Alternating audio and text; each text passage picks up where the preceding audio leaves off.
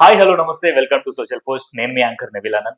So ఈ రోజు మనతో స్టూడియోలో మనతో పాటు బోస్ కంచర్ల గారు ఉన్నారు. Hi sir. హలో అండి. Welcome sir.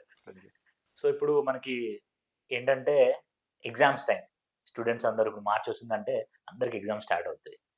ఇప్పుడు ఈ ఎగ్జామ్స్ టైంలో చాలా మంది డిప్రెస్ అయిన వాళ్ళు, ప్రిపేర్ అయ్యి చచ్చిపోయే వాళ్ళు, మా నాన్న ఏమంటాడు, అమ్మ ఏమంటాడు అని చెప్పేసి ఇట్లా ఆలోచించే వాళ్ళు ఉంటారు సార్. అసలు ఎట్లా అంటే వాళ్ళ ప్రిపరేషన్ స్ట్రాటజీ ఎలా పెట్టుకుంటే వాళ్ళు సక్సెస్ అవ్వగలుగుతారు?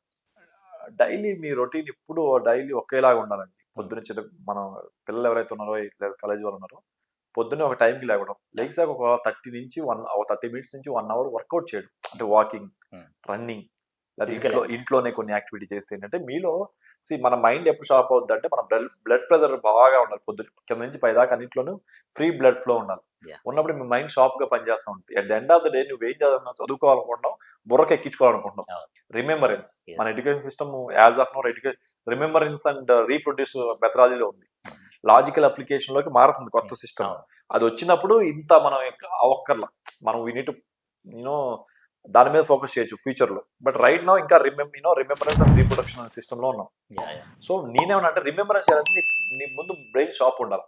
కాబట్టి ఫస్ట్ వర్కౌట్ చేయాలి. 30 మినిట్స్ 40 మినిట్స్ మీకు నచ్చిన వాకింగ్, రన్నింగ్, పార్క్ వెళ్ళి నడవడం చేయండి.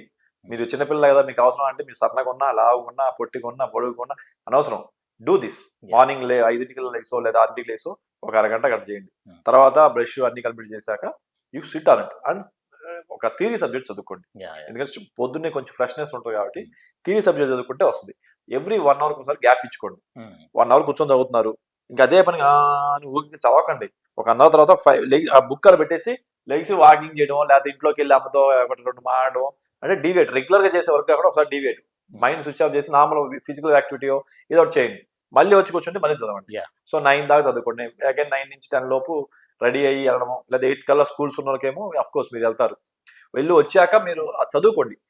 ఏ రోజు జరిగిన సబ్జెక్ట్ ని ఆ రోజు చదివితే మీకు ఏ కష్టాలు లేవు. Actual simple technique. ఈ రోజు పొద్దున్న సాయం దాకా 6 సబ్జెక్టులో లేదా 5 సబ్జెక్టులో జరిగి ఆ కొంత సిలబస్ కవర్ అయింది కదా, ఆ రోజు సిలబస్ నువ్వు చదివితే ఇంకా మీకు ప్రాబ్లం ఏం లేదు. దానికి సంబంధించిన జిస్ట్ ని అంటే మెయిన్ పాయింట్ సైడ్ రోజు ఈ రోజు సబ్జెక్ట్ కి ఇది నువ్వు రాసుకుంటే, నువ్వు రాసేటప్పుడు నువ్వు గుర్తుపెట్టుకో, మైండ్ కి హ్యాండ్ కోఆర్డినేషన్ ఉంటుంది. నువ్వు రాసేటప్పుడు ఒకసారి, క్లాస్ లో చెప్పింది ఒకసారి, నువ్వు మళ్ళీ జిస్ట్ రివైజ్ చేసిన ఒకసారి, మొత్తం 3 సార్లు రివిజన్ అయింది డేలో. నెక్స్ట్ టైం నువ్వు ఎగ్జామ్ ముందు ఓపెన్ చేసినా గుర్తు వస్తుంది. ఎందుకంటే ఆ ప్యాటర్న్ రిమెంబర్ అయింది, మైండ్ లో రికార్డ్ అవుతుంది. ఇది చాలా సింప్లిఫైడ్ టెక్నిక్. సరే సార్, లాస్ట్ 10 నెలలు నేను అసలు చదవలేదు, ఇప్పుడే చదవాలా? ఏంటంటే ఇప్పుడు మీరు జరుగుతున్న సిలబస్ చదవండి. అలాగే దీంతో పాటు ఇంకొక 5 సబ్జెక్టులో మీరు కవరేజ్ చేయండి.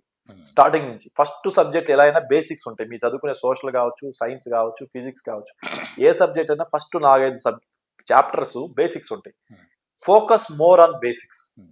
మీ బేసిక్స్ స్ట్రాంగ్ గా ఉంటే 6th చాప్టర్ నుంచో 7th చాప్టర్ నుంచో మీకు ఉండే చాప్టర్లు అంతా కూడా ఈజీగా అర్థమైపోతుంది. చాలా సింపుల్ టెక్నిక్. స్టూడెంట్స్ కి నేను చెప్పేది ఏంటంటే ఫస్ట్ చాప్టర్ నుంచి ఆ బేసిక్ చాప్టర్స్ ఒక 5-6 ఉంటాయి. ఈ 5-6 చాప్టర్ని మీకు కావాలంటే 10 సార్లు చదవండి. అవన్నీ బేసిక్స్ మీకు ఎప్పుడైతే ఎక్కువ ఉంటాయో, కరెక్ట్ గా చదవగలుగుతారో మీకు మిగతాది చాలా ఈజీగా అర్థమవుతుంది. దాంతో పాటు ఈ ఫుడ్ తీసుకోవడం, టైంకి మంచి ఫుడ్ తీసుకోవడం, ఆయిల్ ఫుడ్, పిజ్జాలు, బర్గర్లు అవాయిడ్ చేయండి. ఎందుకంటే దట్ విల్ ఇంక్రీజ్ నీ బ్రెయిన్ కి ఫ్యాట్ పర్సంటేజ్ ని ఎక్కువ పనిచేసి నీకు నిద్రమత్తి తీసుకొస్తాయి. వీళ్ళు వాడే జంక్ ఫుడ్ లో, వీటిల్లో కెమికల్లో, కలర్స్ వల్ల మీ బ్రెయిన్ కి నిద్రమత్తి క్రియేట్ చేస్తుంది. కావాలి చూడండి, పిజ్జా తిన్న తర్వాత చాలా మంది కొంచెం నిద్రమత్తి వస్తుంది. ఎందుకంటే ఆ కెమికల్ వాడకం దాంట్లో ఉండే దాని వల్ల క్రియేట్ అవుతుంది. So avoid junk food. ఇంట్లో దోశ తినండి, ఇంట్లో ఇడ్లీ తినండి, హెల్తీ ఫుడ్ తినండి. ఆకుకూరలో అవి తింటా ఉంటే అది బెటర్. మనం చెప్పడానికి నోటికి రుచి ఉంటుంది, కానీ దట్ ఈస్ ద హెల్తీ. మీకు మంచి మార్కులు రావాలన్నా, లేకపోతే మీరు పొద్దున మంచి పేరు తెచ్చుకోవాలన్నా, these are the basics. Basic గా మన డైలీ రొటీన్ ఎలా ఉండాలండి? కాలేజ్ రాగానే గంట ఆడుకోండి, ఏం కదా, గబా గంట ఆడుకోండి, ఇంకో గంట టీవీ చూసుకోండి, మిగతా 3 గంటలు 4 గంటలు చదువుకోండి. So you're covering entire day లో మీరు అన్ని కవర్ చేస్తున్నారు. పొద్దునే వాకింగ్ చేస్తున్నారు, ఫ్రెండ్స్ తో బయటకు పెడుతున్నారు, వస్తున్నారు, తింటున్నారు, స్కూల్కి వెళ్తున్నారు, లేదా కాలేజీకి వెళ్తున్నారు, మళ్ళీ వస్తున్నారు, వచ్చాక 1 అవర్ టీవీ చూస్తున్నారు, 1 అవర్ ఆడుకుంటున్నారు, దాన్ని చదువుకుంటున్నారు. సో నువ్వు స్టూడెంట్ గా నువ్వు అన్ని కవర్ చేస్తున్నావు. సింపుల్ టెక్నిక్స్ ఏంటంటే పొద్దున వర్కౌట్ చేయాలా, ఏ రోజు ఆ రోజు జరిగే వాటిని క్లాస్ రూమ్ లో వినాలా, విన్న తర్వాత ఇంటికి వచ్చి చదువుకోవాలా, చదువుకున్నాక జిస్ట్ రాసుకోవాలా, రాసుకున్నాక you covered majority things. Overnight చేయొద్దు. నైట్ 9:30-10 తర్వాత పడుకోవద్దు. మెలకు ఉండొద్దు. ఎందుకంటే బ్రెయిన్ లో నీకు ఫ్రెష్నెస్, నీ రిపేర్ చేసే సెల్స్ ఏదైతే ఉన్నాయో అది 10 కాడి నుంచి వస్తాయి. మెలటోనిన్ రిలీజ్ అయ్యేది అప్పుడు. సో ఆ 10 లోపు పడుకుంటే నీ మెలటోనిన్ రిలీజ్ అవుతుంది, సెల్స్ రిపేర్ అవుతాయి. ఇదంతా సైన్స్. ఇవన్నీ నీకు అనవసరం యాక్చువల్ చెప్పాలంటే. మీకు అందరికి ఇవన్నీ చెప్పిన వేస్ట్. ఇవన్నీ చెప్పకుండా నీకు సింపుల్ టెక్నిక్ చెప్తున్నా, షార్ట్ కట్. నేను చేసినవన్నీ మీకు ఇప్పుడు చెప్తున్నా, నాకు ఎవరు చెప్పలా. నేను 10th క్లాస్ చదువుకున్నప్పుడు కాలేజీలో నాకు ఎవరు చెప్పాలి, అరే బాబు ఇది అని, అరే నువ్వు వర్కౌట్ చేయాలి నాకు ఎవరు చెప్పలా. నేను నేర్చుకున్నాక నీ అమ్మ నాకు ఎవరు చెప్పలేదు అంటారా బాబా. మీకు ఇంత టెక్నాలజీ వచ్చింది, మీ పిల్లలకి ఇప్పుడు పేరెంట్స్ చూడొచ్చు వీడియో, లేకపోతే పిల్లలని చూడొచ్చు. జనరల్ గా పేరెంట్స్ చూస్తారు. మీకు తెలియదు ఏంటంటే పిల్లల మీద ప్రజలు అవసరం లేదండి. ఇప్పుడు నేను 10th క్లాస్ లో నాకు 67%, ఇంటర్మీడియట్ లో 80%, 8%, 8 GPA. సో నేను ఈ రోజు ఈ లెవెల్లో ఉండి నేను చేయగలుగుతున్నా అంటే మీ పిల్లడు నాకన్నా షార్పేగా. సో వాడికి ప్రెజర్ పెట్టకండి, వాడి క్రియేటివ్ చాయిస్ ఇవ్వండి. Let him think. 35 మార్క్స్ వచ్చినంత మాత్రం వాడు వేస్ట్ గాడు, లేదా 90 వస్తే గొప్పడని కాదు. నాది 67% 10th లో. Now I'm CA. చెప్పండి, CA అవ్వాలని చాలా మంది మార్కెట్ లో ఉంది టాక్. CA కంప్లీట్ చేయాలంటే అమ్మో చాలా టఫ్ అంట కదా, బ్రిలియంట్ అయితేనే పాస్ అవుతారు. నాకు 67% 10th. మీ వాడు బ్రిలియంట్ అవుతారా లేదా మీరు డిసైడ్ చేసుకోండి. అండ్ ఇప్పుడు మీరు అంటే నాకు గుర్తొచ్చింది, పేరెంట్స్ అంటే గుర్తొచ్చింది. రీసెంట్గా ఏపీలో ఒక శ్రీ చైతన్య నారాయణ కాలేజ్ నుంచి ఒక అబ్బాయి క్లాస్ రూమ్ నుంచి వచ్చి వరండాల నుంచి కింద దూకి చనిపోయాడు. అండ్ ఇక్కడ తెలంగాణలో కూడా అలాంటి ఇన్సిడెంట్ జరిగింది. ఇప్పుడు ఎగ్జామ్స్ వస్తున్నాయంటే ఈ పేరెంట్స్ ప్రెషర్ ఎక్కువ ఉంటుంది వాళ్ళ మీద, ఎందుకంటే ర్యాంక్ రావాలి, చుట్టాలు ఇది చేస్తారు, బంధువులలో వాడికి ఇట్లా వచ్చింది వాడికి వచ్చిందని ఇట్లా ప్రెషర్ చేస్తూ ఉంటారు. అసలు దీన్ని ఎట్లా సింప్లిఫై చేస్తే వాళ్ళకి బెటర్ ఆప్షన్ ఉంటుంది, వాళ్ళు ఎట్లా థింక్ చేయాలి అసలు పేరెంట్స్ అనేవాళ్ళు? అది అవేర్నెస్ లేకపోవడం అండి. అంటే పల్లెటూరులో ఉన్న పేరెంట్స్ కి పీర్ ప్రెజర్ ఎక్కువైపోతుంది. పక్కనోడు ఏదో చేస్తున్నాడు, మన అబ్బాయి కూడా గొప్పడైపోవాలి, ఆ మైండ్ లో చదివితేనే కూర్చొని చదివితేనే బబ్బులు అంటే ఐ మీన్ ఫ్యూచర్ బాగుంటుంది అనే మైండ్ సెట్ లేదు. వాళ్ళు చేసి ఉంటారు చిన్నప్పుడు. సో వాళ్ళు చేయలేదు కాబట్టి ఇలా చేస్తే అయిపోద్ది అంటారు. అలా కాదురా నాయన, ఎడ్యుకేషన్ సిస్టమ్ అలా కాదు. ఇవాళ రేపు బ్రెయిన్ ఉన్నోడికే ఫ్యూచర్ రా, ఇది కాదు అని చెప్పడానికి ఎగ్జాంపుల్ ఏంటంటే నేను చెప్తాను. నాకు స్టార్ట్అప్ ఉంది బాజు జాబ్స్. ఇది స్కిల్ సెన్సెస్ అని రీసెంట్ గా మన మోడీ గారు అనౌన్స్ చేశారు, చంద్రబాబు గారు అనౌన్స్ చేశారు. అంటే నువ్వు బీకామ్ క్వాలిఫైడా, బీటెక్, ఎంటెక్ యుఎస్ లో చేసావు నాకు అనవసరం అబ్బా, నీకు ఈ స్కిల్ ఉంటే నేను తీసుకున్నావు జాబ్ లోకి అనే ఒక పంద పెద్ద పెద్ద కంపెనీలో, ఫేస్బుక్ కావచ్చు, మీరు యాపిల్ కావచ్చు, వీళ్ళందరూ ఎప్పుడో 2021లో అనౌన్స్ చేశారు. కావాలంటే గూగుల్ చేసుకోండి లేదా యూట్యూబ్ లో చెక్ చేసుకోండి. పెద్ద పెద్ద కంపెనీలు ఏమని అంటే నువ్వు బీటెక్ పాస్ అయిపోయినా పర్లా, నువ్వు 10th పాస్ అయినా పర్లా, నేను ఫేస్బుక్ లో తీసుకుంటాను స్కిల్. ఫేస్బుక్ లో అనేవాడు నీకు క్వాలిఫికేషన్ లేకనా పర్లా, నీకు స్కిల్ ఉంటే రా అన్నాడు. మీరందరూ ఎవరయ్యా మరి? అంత పెద్ద కంపెనీ నీకు స్కిల్ ఉంటే చెప్పన్నప్పుడు ఫ్యూచర్ లో స్కిల్ ఇంపార్టెంట్ కానీ క్వాలిఫికేషన్ కాదు. ఈ స్కిల్ అనేది నీకు ప్రాక్టికల్ గా చేయడం వల్లే వస్తుంది కానీ చదవడం వల్ల రాదు. సో చదువు అనేది no more useful, application of mind is future. మీ ఓడు అప్లికేట్ చేస్తున్నాడా, ఎలా పరిచయడతారు? మీరు ఇంట్లో కూర్చున్నారు, చుట్టాలు వచ్చారు, మీ ఓడు అక్కడికి వచ్చి అక్కడ ఉన్న వాళ్ళందరూ పట్టించుకోకుండా లోపలికి వెళ్ళిపోతున్నాడు అనుకోండి, వాడు మైండ్ అప్లై చేయట్లా, చుట్టూ ఉన్న సిచ్యువేషన్ చూడట్లా. మీరు నేర్పించాల్సింది వాడిని ఆ చుట్టూ ఉన్న సిచ్యువేషన్. అది చుట్టాలు వచ్చారు, హాయ్ అంకుల్ బాగున్నారా అని అనడం అనేది ఒక సెన్స్. అది సివిక్ సెన్స్, కామన్ సెన్స్, అది పెంచండి. అలాగే ఒక సిచ్యువేషన్ వచ్చింది, ఏది సడన్ గా ఏదో ఇష్యూ వచ్చింది, లేదా అమ్మమ్మకి ఏదో బాగాలేదు, నీ ఇంట్లో అమ్మ నాన్న లేదు, ఊరికి వెళ్ళారు, నువ్వేం చేస్తావు? ఒక మనవడిగా అరే జాబ్ ఉందని చెప్పి ఏమంటే నువ్వు అమ్మ నాన్న కాల్ చేస్తావా, లేదా నియర్ బై డాక్టర్ దగ్గరికి వెళ్తావా, లేదా అమ్మమ్మని తీసుకుని వెళ్ళి డాక్టర్ దగ్గరికి వెళ్తావా, లేదా నియర్ బై మెడికల్ షాప్కి వెళ్ళి టాబ్లెట్ తెస్తావా? ఆప్షన్స్ ఉన్నాయి. Life skills. ఈ స్కిల్ కావాలా? నువ్వు బీకామ్ చదివా అని చెప్తే టాబ్లెట్ వచ్చేసిద్దా? మీ అమ్మకు జ్వరం తగ్గిద్దా? ఇది నేర్పించండి మీ పిల్లలకి. నా పర్సంటేజ్ కావచ్చు, మార్క్స్ కావచ్చు, ఇవన్నీ నాకు తీసుకోవడానికి పనికిరావు. ఫ్యూచర్ లో ఇంకో 3-4 సంవత్సరాల్లో ఇవన్నీ పనికిరావు. మీకు స్కిల్ ఇంపార్టెంట్. ఎడ్యుకేషన్ లో స్కిల్ నేర్చుకోండి. స్కిల్ నేర్చుకుంటే చదివితే రాదు. నేను ఇప్పుడు ఈ ఇంటర్వ్యూ చేస్తానంటే నేను ఏదో పని చేస్తే, బయట వర్క్ చేస్తే కాబట్టి కాన్ఫిడెన్స్ వచ్చింది. నేను కూర్చొని చదువుకుంటే నేను ఇవన్నీ ఇంటర్వ్యూ చెప్పలేను కదా. నాకు ఈ బడ్జెట్ లో ఏమొచ్చింది, లేకపోతే ఇదేం వస్తుంది అనేది నాకు తెలిస్తే, ట్యాక్స్ లో నీకు ఎలా బెనిఫిట్ వస్తుందని నాకు తెలిస్తే నేను కాన్ఫిడెంట్ గా మాట్లాడగలను. You need to understand that. Education కాదని పేరెంట్స్ చెప్పాలి. మీకు లిమిట్ లెస్ అండి. నేను ఒక పల్లెటూరు నుంచి వచ్చిన 2,000 మందో 3,000 మంది జనాభా ఉన్న ఒక విలేజ్ నుంచి వచ్చాను. నేను ఎలా మాట్లాడగలుగుతున్నాను? సీఏ ఎందుకు మాట్లాడలా? నేను సీఏ అప్లై చేశాను కాదు, సీఏ అయ్యాక కూడా నేను ఎందుకు యాక్టింగ్ లో ఉంటున్నాను? ఎందుకు నేను స్టార్ట్అప్స్ చేస్తున్నాను? అవసరం ఏంటి నాకు? నేను కూర్చొని జాబ్ చేసి డబ్బులు సంపాదించగా. That is what future is for everybody who is మీ థింకింగ్ లిమిట్ లెస్. అంతే తప్పితే మీరు చేయలేకపోయారు కదా అని చెప్పి వాడి మీద ప్రెజర్ పెడితే వాడు గొప్ప అవడం. ఈ రోజు ఎవరో రోహిత్ శర్మ కానీ నీ అంతెందుకు ఎవరో నేను క్రికెటర్ చూసా, ఇంగ్లీష్ మాట్లాడలేకపోతున్నాడు.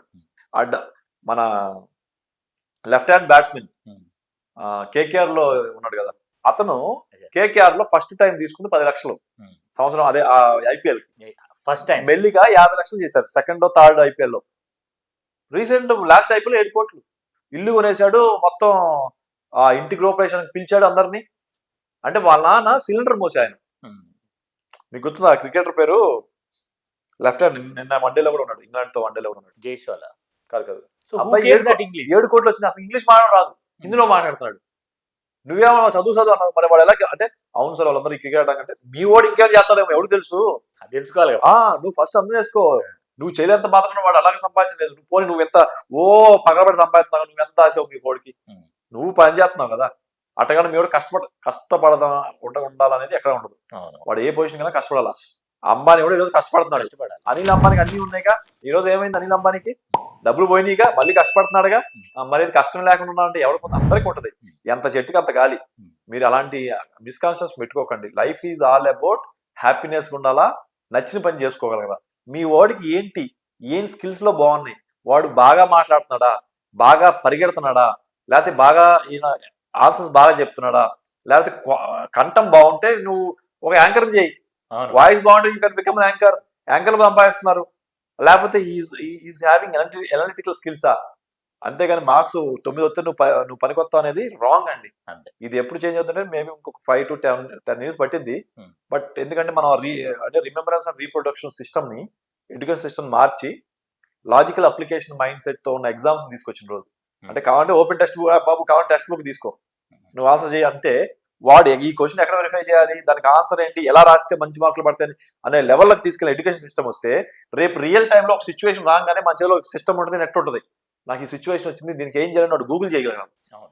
సిస్టమ్ అది కదా. నాకు ప్రాబ్లం వచ్చింది, నాకు ప్రాబ్లం రాగానే నేను టెన్షన్ పడకుండా ఈ ప్రాబ్లంకి నేనేం చేయాలి, నా సీనియర్ అడగాల, నాకు తెలిసిన వాళ్ళు ఎవరైనా అడగాల, లేదా గూగుల్ చేయాలా, లేదా ఆటోమేషన్ ఏఐ టూల్స్ అడగాల. ఇది అడిగితే నీకు ఒక ఐడియా వస్తుంది, వచ్చిన తర్వాత దాన్ని ఇంప్లిమెంట్ చేయాలి. నీకు ఇంకా బుక్ రిమెంబరెన్స్ ఏడ ఉంది, నీకు ఈ డోంట్ రిమెంబర్, నీకు వచ్చిన సిచ్యువేషన్ హ్యాండిల్ చేయగలిగితే స్కిల్ ఉంటే చాలు. అండ్ ఇంకో విషయం ఏంటంటే మనం చదువుకున్నప్పటి నుంచి, అంటే మీ అప్పటి నుంచి లేకపోతే మా అప్పటి నుంచి ఏదో ఒక సబ్జెక్ట్ అంటే మనకు భయం ఉంటుండే, ఆ మ్యాథ్స్ లేకపోతే హిందీ ఇంగ్లీష్ అట్లా ఉంటుండే. సో ఇప్పటికి కూడా మరి అంతలా లేకపోవచ్చు సార్, కొంచెం ఉండొచ్చు. అసలు ఇట్లా ఈ సబ్జెక్ట్ మీద ఎందుకు అఫ్రేడ్, ఆ భయం ఎందుకు అసలు స్టార్ట్ అవుతుంది మనకు, ఒకవేళ భయం ఉంటే దాంట్లో ఇట్లా బయటికి రావాలి. ఒకటి నాకు తెలిసి అండి, నా టైంలో చదువుకునే టైంలో కావచ్చు, లేదా జనరల్ గా కూడా టీచర్లు కొంతమంది చంద్రశాసనం లాగా ఉంటారు, కొడతారు, దే డూ పనిష్. నువ్వు పనిష్మెంట్ ఇచ్చిన ఆ భయంతోనే సగం నాకు ఎక్కదే అనే మైండ్ సెట్ లోకి ఆ చిన్న మైండ్స్ కి వెళ్ళిపోతుంది భయం ఆటోమేటిక్ గా. మ్యాథ్స్ అనగానే రాకపోతే కొట్టేస్తారు, అమ్మో రాకపోతే కొట్టేస్తారు, మార్కులు రాకపోతే కొట్టేస్తారు, రాకపోతే అనేది పడిపోయి సగం ఎక్కదు అది. నువ్వు అదే ఫ్రీగా ఉన్నావు అనుకుంటా మైండ్, ఏం పర్లేదు దాన్ని లాజిక్ చేసి అప్లై చేయి, నీకు 35 వచ్చినా పర్లేదు, కానీ 35 పర్ఫెక్ట్ రావాలరా, నువ్వు 40 మార్క్స్ అటెంప్ట్ చేయి, 35 వచ్చేలా చూసుకో, సక్సెస్ రేట్ అంతే. 100 రాసి 35 వచ్చావంటే నువ్వు failing at lot of person కదా. సో అక్కడ ప్రాబ్లం వస్తుంది. సో వాడికి క్లారిటీ ఇవ్వాల్సిందంటే నువ్వు రాసినంత వరకు పక్కగా రాయి, దానికి లాజిక్ అప్లై చేయాలి అనేది మాస్టర్లు చెప్పాలా. 100 మార్కులు అటెండ్ అవ్వు 90 రావాలని దానివల్ల ప్రాబ్లం వస్తుంది. నువ్వు 100 మార్కులు అటెండ్ అయ్యి 40 కూడా రాకపోతే నేను ఒప్పుకోనని పెట్టి వాళ్ళని తప్పుగా మాడితే అట్లా కాదు. అరే మీరు 40 చేసినా పర్ఫెక్ట్ గా చేయండి అని వాళ్ళ ఫోకస్ గా మాడమని చెప్పండి. అయ్యమ్మా 40-50 రాసినా సరిపోద్ది, 50 వచ్చేది నాకు అనే లెవెల్లో ఉంటే వాడు నేను ఎప్పుడైనా పాస్ అవుతాను మైండ్ సెట్ లోకి వస్తాడు. నీ అమ్మ 50 కరెక్ట్ గా రాసినా నేను పాస్ అవుతాననే మైండ్ సెట్ లో నువ్వు వాడిని పెట్టగలిగితే, నేమో 100 రాస్తే 90 వస్తుంది, 50 రాస్తే 40 వస్తుంది అనే మైండ్ సెట్ లో కూడా వెళ్తే వాడు ఎప్పుడైనా పాస్ అవుతాను ట్రై చేస్తాడు, ప్రజలు తీసుకోడు. పాస్ అవ్వడానికి నాకు 35 కావాలి అనే మైండ్ సెట్ లోకి వెళ్తాను. రెండోది ఎడ్యుకేషన్ సిస్టమ్ మారుతుంది. అది ఒక్కసారి ఈ పిల్లలందరికీ ఏంటంటే ఎడ్యుకేషన్ సిస్టమ్ దాని తగ్గట్టు ప్రాక్టికల్ స్కిల్స్ పెంచగలిగితే ఎడ్యుకేషన్ సిస్టమ్ లో ఐ థింక్ ఈ ఫీర్ పోతుంది మెల్లిగా. ఇక్కడ ఫీర్ ఉందండి, ఫీర్ ఉంది, మీ అమ్మ నాన్నతో మాట్లాడండి, మీ అమ్మతో మాట్లాడండి, లేదా ఈ క్వశ్చన్లు ఏమున్నాయో లాస్ట్ 5-6 ఎగ్జామ్స్ అంటే ఎవ్రీ ఇయర్ ఎగ్జామ్స్ వస్తాయి కదా, ఒక 5-6 అటెంప్ట్స్ లో ఉన్న ఎగ్జామ్స్ క్వశ్చన్స్ తీసి చదవండి, వాటికి ఆన్సర్లు రాయండి. రిపీట్ అవుతాయి 50-60% అయ్యే క్వశ్చన్లు తిప్పి నెంబర్లు మార్చి అడుగుతారు. సో నీకు కాన్ఫిడెన్స్ వస్తుంది. ఫస్ట్ ఆఫ్ ఆల్ ఓహో ఇదైతే నీ ఆన్సర్ చేసి ఉంటుంది. అలాగే మీరు ఆన్సర్ చేసేటప్పుడు ఏం చేయాలంటే ఇలా ఆన్సర్ పెడతారు కదా, మీరు ఫస్ట్ ఇట్లా క్వశ్చన్ చదివాక ఆన్సర్ రాసేటప్పుడు ఏం చేస్తామంటే పక్కన ఆన్సర్ ఉంటుంది, వెంటనే ఇట్లా కళ్ళు చూడగానే ఆన్సర్ పెడితే వెంటనే మీరు సాల్వ్ చేస్తుంటారు. మీకు ఎంత టైం ఉన్నా ఎంత సేపు ఉన్నా సరే మీరు అంటే మీరు ప్రాక్టీస్ చేస్తారు చదువుతున్నప్పుడు మ్యాథ్స్ కానీ కొన్ని ఆన్సర్లు చేసే మరి క్వశ్చన్ వాడు మళ్ళీ చిట్టి కొట్టున్నాడు అనుకుంటాడు అందుకే అలాగే చిట్టి గురించి కాదు ఆ. రాసేటప్పుడు అంటే నేను ఎగ్జామ్ లో కాదు బయట Yes, కూడా ఇంట్లో yes, కూడా ఒక practice. క్వశ్చన్ మీరు ఆన్సర్ చేస్తున్నప్పుడు ఇట్లా రాసేటప్పుడు మీకు స్టక్ అవుతారు చూడకుండా ఆన్సర్ చేయాలి కదా స్టక్ అవుతారు స్టక్ అవ్వగానే మనం వెంటనే క్వశ్చన్ ఆన్సర్ కల్లా చూసి రాసేస్తా ఉంటాం ఆ స్టక్ అయినప్పుడు మీరు వెంటనే చూడకుండా మీరు ఎంత కష్టం వచ్చినా గంట పట్టనండి చూడకుండా దీనికి ఆన్సర్ ఏమై ఉంటది అని మీరు ట్రై చేయండి Hmm. ఒక్కసారి మీకు ఇది కానీ క్రాక్ చేస్తే లైఫ్ లాంగ్ గుర్తుంటుంది అబ్బా, అది దట్స్ ట్రూ సార్. అవును. ఒక్కసారి ఇది క్రాక్ చేయాలా ఇది క్రాక్ అయ్యేదాకా చూడండి లేదు ఇది ఒక క్రాక్ చేసి మొత్తం చూశారు కదా మొత్తం ఆన్సర్ రాశారు చూసుకున్నాక తర్వాత చివరిలో ఆన్సర్ చూశారు మీకు అర్థమైంది తప్పు ఎక్కడ జరిగింది ఆ ఒక్కడే మీకు గుర్తుండిపోద్ది ఈజీగా. ఆ సింపులే ప్రతి మ్యాథ్స్ లోను ప్రతి ప్రాక్టికల్ క్వశ్చన్స్ లో ఒకటో రెండో టెక్నిక్స్ ఉంటాయి Hmm. ఒకటో రెండో కీ ఇష్యూస్ ఉంటాయి ఆ రెండు ఇష్యూస్ ని మీకు మీ ఓన్ గా సాల్వ్ చేసుకోండి ఫస్ట్ టైం రిఫర్ చేశాక దెన్ నెక్స్ట్ టైం నుంచి మీరు లాజికల్ గా అప్లై చేసేస్తారు thank you sir, thank you so much.